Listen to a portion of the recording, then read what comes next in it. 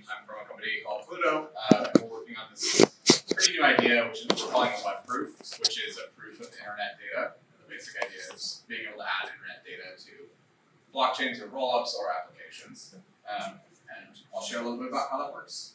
So I guess the start of the thinking here was like we want a better internet. I think our team wants better internet. We've kind of like taken issue with the way that the internet market structure is formed over time. And we think it gets better with a lot of cryptography. So our master plan is like get people using web proofs, and these things can be used to break some of the walled data gardens that are currently in the internet. And you can kind of monetize this, use that money to make more cryptography, not tokens, and change the internet economics, and you change the internet. So what's a web proof? So maybe some of you have heard of state proofs. How many people know what a state proof is? Okay, like not that many actually. So state proof is proof of like blockchain history. So you can use ZK to prove that the history of the blockchain is correct. We're drawing a similar analogy to a web proof. A web proof is I can use ZK and MPC to prove that data from the internet server is correct. So it kind of hack into the TLS protocol and you add some authenticity to this thing, and then you can make a web proof. I'll talk a little bit about the details of that. The web traffic today is actually already via HTTPS or TLS, like it's already encrypted and it's already authenticated, so you're getting it from a target server. But there's no way to like transfer that authenticity from the client who got the data to like another party. There's also no way to add privacy to that. So you could do things like this, like prove I angel invested in a company, or that I'm a Taylor Swift fan, or that I bought a book on Shopify, like pretty much any of the things that you can prove on like traditional HTTP APIs. And how does that look? Like what's the user experience for that? So if you wanted to prove a Venmo balance, you can scan this QR code, you enter Venmo, this is actually like on Venmo, it's not plaid, we're not like stealing your credentials. And then under the hood, we inject a notarization process, and at the end we get a proof that you can verify on chain and the outcome of that request. So that sounds kind of like magic. I'll tell you how it works, but a little more like in terms of ideas. So here I list like some basic things, right? I'm just gonna get a statement from a web server and I'm gonna prove that it's correct.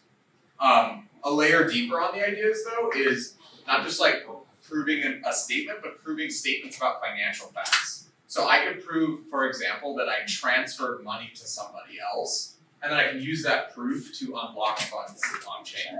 So you can do this for on and off ramping. You could do the same thing for like video game assets. So I can prove I gave someone my CSGO skin, and then I can unlock the asset on chain, or I can prove I transferred someone a ticket, unlock the funds for on chain. You can even skip the like blockchain and like just go prove that someone transferred a ticket and then prove that someone else got money on Venmo, and use this to create like an escrowed interaction without an intermediary other than like a hidden blockchain. So it extends further from this into things like spam prevention. So if you have a whole bunch of identifying information and you know it's authentic, you could devise some type of account quality or spam prevention solution. Cool. All right, let's actually get into the tech. We think web proofs are where the next cool application comes from. So first, what is TLS? So how the internet works, like there's TCP, which is unencrypted, computer-to-computer communication. And on top of that, you can build a secure encrypted channel between two computers as well, and that's called TLS. How TLS works is you have this sort of client hello message that goes off, and you're kind of sending some randomness to the server. And you have a server hello that comes back, and the server's sending you some randomness and some certificates authenticating like I'm actually Google. Then both parties independently go through what's called Diffie-Hellman. And I don't know if people like remember their CS cryptography class, but this is the paint mixing situation, right? Like I've got some private information, I've got some public information, I mix it up, the other guy does the same thing, and we get the same paint, and now we have like a secret key that we can encrypt our data with. What's cool about this is like an observer can sit in the middle and observe this whole process. That's how the internet works, and they aren't able to get the key out of that because of the way the paint mixing works. So you go through that, and then you enter into the rest of TLS, you do a little bit of key derivation magic, you get some AES keys, and then the client has an AES key, it can send encrypted information to the server. Server has an AES key, can can send encrypted responses back, and the client knows how to decrypt. The problem is, the client and the server both hold the secret key. So the client can encrypt any information. So if you now take these ciphertexts, you have a log of the ciphertext that came out of that, and you're trying to authenticate them, you have no way to know whether the server actually produced that information or if the client just gave you a fake ciphertext. They can just make up a response. So you might check the weather from Google and get back it's 50 degrees outside. The client could just encrypt a fake response and say it's 200 degrees outside. And so the challenge here is, okay, we have the construction for something that's encrypted, but it's not authenticated, not authenticatable by a third party. Cool. So what's like the most naive way that we could authenticate these ciphertexts? Well, you could stick a box in the middle, and it could sit there, and it could like log the ciphertexts, and then at the end, you'll know that these ciphertexts came from the interaction between these two parties. This has potential. The upside is it's super fast. You just put a box in the middle. It can handle a lot of data volume. The downside is there's like no way to decentralize this thing. You can't really trust anybody to do that job. They can censor the target. They could collude with the client, and they could just lie about the weather together, make up a fake ciphertext. Is there anything better? Another design uses MPC. So instead of putting a box in the middle, this actually cleverly sits alongside the client. The client is communicating with the server and with the notary. And instead of the key being derived just in a relationship with the server, it's actually a two-party key. So these two work together, they split a key, and then they only do encryption and decryption while working together. So the client, when it wants to send its ciphertext, has to ask the notary, hey, please encrypt this for me. And then the two work together and encrypt it in MPC. And when new responses come in, it has to interact with the notary and say, hey, please decrypt this for me. And then they have the response and the request for the client. The cool thing about this is it's now authenticated with data. So this is good. There's no censorship. The notary doesn't learn anything about the target server. There's privacy. You can decentralize this thing. Downside is like MPC has a ton of overhead. So for 1 kilobyte of data through this system, there's 60 megabytes of MPC information that goes back and forth between the notary and the client. And that's because MPC is pretty inefficient. You have to do oblivious transfers, and like there's a lot of oblivious transfers to do general purpose AES encryption. And collusion is still a concern, right? The notary and the client can just talk to each other in a side channel and agree to cheat. Cool. So I'll pause there for a few questions. I know I've run through that pretty fast. This problem, though, I think is interesting because of all the applications I shared in the beginning, but it does run into the like long-term issue. How do you prevent this collusion thing? And where my head went with that is like, what if we could just have a trusted piece of hardware that we give out that is tamper resistant, and if we could give it to consumers, they could just plug it into their wall and participate in doing this, and it would make a collusion resistant network for MPC. So, questions?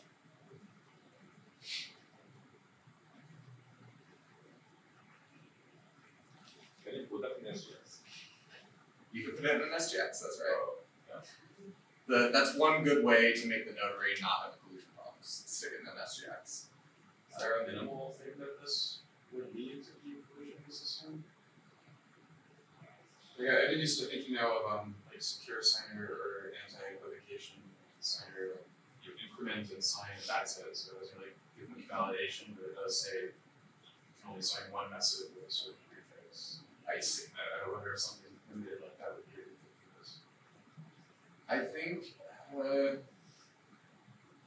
I don't think if the client has the key, then you can't really authenticate it coming through the system. So I don't think it's enough to just like sign the key or try to sign a ciphertext. I'd have to think about it. Yeah. Is there a question? It was a similar question. Cool. So on top of this, now we have authenticated data. then you may want to do things like layer a privacy preserving statement on top of it. So I can prove to some arbitrary counterparty that I have a bank balance that has $1 million in it, but I may not want to disclose like my account ID that's also included in that response. Wrap it in ZK, problem solved.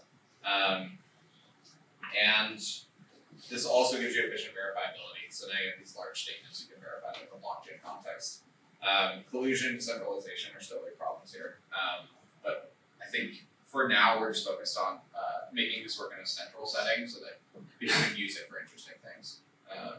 What's NIZK? Non-interactive ZK. Yeah. So interactive ZK, I guess the standard form of ZK is non-interactive ZK, but it's pretty inefficient on mobile devices and phones. There's another branch of ZK called iZK or interactive ZK, where you're working with a designated verifier, and it's much more efficient. So you can actually partner with the verifier, and since we already have the notary, you can partner with the notary to make it ZKD, which gives you faster client-side proving.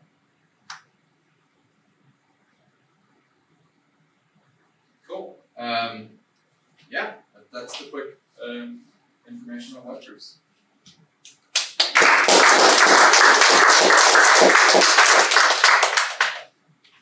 Where's the demo? Yeah, there. I didn't have a live demo prepared. I can show you a proxy demo. I'll show you a demo.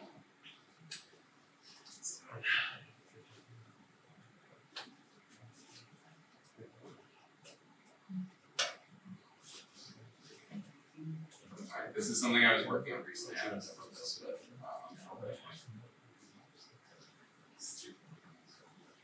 so TLS Notary built one version of this, which I don't know if you were familiar with it. TLS Notary does the MPC variant of this, but of course, like I mentioned, the 60 megabytes of communication, it makes it really hard to put in like an end user application. So if you have an end user application and we're talking to someone that like want to build an on-ramp, they want to prove that they transferred some Venmo money to somebody. You don't really want them to have to do it on a mobile phone, which will time out like half the time because they're trying to transfer 60 megabytes of data. So we built this proxy-based solution as well, so you kind of pick and choose which one's best. And this is super fast, so let's see. Proxy. So this is like what we call a web prover. It should be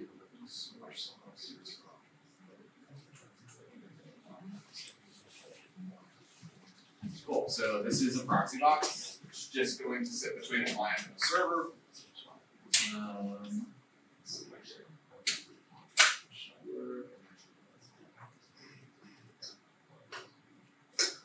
This is a server. This is just an HTTP server. All right. Now we just have an HTTPS server, a proxy. What does the proxy do? The proxy just observes the ciphertext that's passing through it. And then we'll run the actual client. So, cool. All right, so this is a client in Rust. It's essentially starting a TLS connection through the proxy and talking to the server. We've had to customize the TLS implementation on one side of it so that we can like log all of the necessary secrets to create the ZKP that like these ciphertexts are well formed and the keys are derived correctly here. And it does like hello world to the server. You can see it. This is like a custom TLS 1.3 implementation. It gets back hello world. The proxy observed the ciphertexts. The server closed the connection. And now we've like logged the necessary data to construct a ZKP that these ciphertexts are actually from that target server.